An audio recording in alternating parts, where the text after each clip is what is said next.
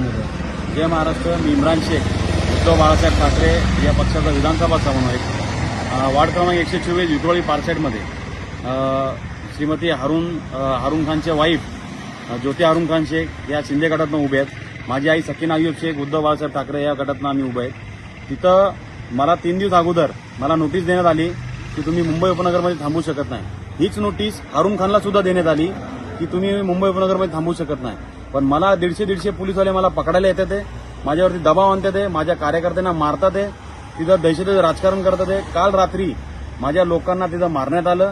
सालिक खान माझे कार्यकर्ते, माझे पदाधिकारी व रफिक शेख यांना मारण्यात आलं. महिलाच्या घरात घुसले, महिलांना मारलं आणि त्याच्यासोबत स्वतः हारून खान तिथं मारायला होता.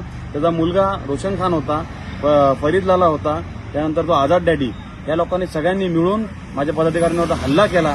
कारण का की मी तिथे नव्हतो. मला या लोकांनी पोलिसांचे प्रेशर देऊन मला बाहेर पाठवलंय. आज मी पोलीस प्रशासनाचा आधार करून मी बाहेर आहे.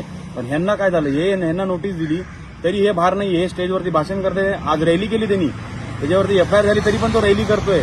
म्हणजे सत्तेचा दुरुपयोग कसा करायला पाहिजे तर त्यांनी सत्तेचा उपयोग करतात. ते माझ्या पदाधिकाऱ्यांना मारण्यात येत आहे, त्यांना धमक्या द्यायला लागल्यात. आज गुजराती लोकांना पण धमक्या द्यायला, म्हणजे माझे गुजराती समाज आहे माझ्या वादव सोसायटीमध्ये, त्यांना धमक्या द्यायला लागलेत.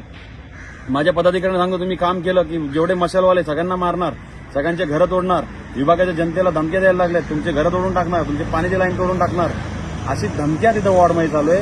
अख्ख्या 124 नंबर वॉर्डमध्ये पूर्ण दहशतीचं राजकारण केलेलं आहे. म्हणून माझं आव्हान आहे माझ्या जनतेला, पारसेटच्या जनतेला, मी त्यांच्या सदैव सोबत राहील, त्यांच्या न्याय हक्कासाठी लढत राहील. आणि मी जे विजन मी त्यांना सांगितलं, माझे जे मांडलेलं आहे ते सगळ्या समस्या मी पूर्ण करून देईल. तुम्ही कुणीही घाबरू नका, मी तुमच्या पाठीशी आहे, सदैव तुमच्या पाठीशी उभा राहील. कारण ही दहशती राजकारण येणाऱ्या 15 तारखेला आपल्याला मतदान करून हे संपवायचं आहे. कारण दादागिरी लावली पूर्णपणे त्यांनी. माझे आश्वासन आहे पोलीस प्रशासनाला, योग्य ती कारवाई त्याच्यावरती झाली पाहिजे. अजूनही एफआयआर झाली नाहीये, एफआयआर तरी त्याच्यावरती कारवाई लावा आणि त्यालाही बाहेर पाठवा, जेणेकरून 15 तारखेला हे लोकांवरती जो अन्याय करणार, घाबरून मतदान करायला लावेल लोकांना, हेच सांगतोय का.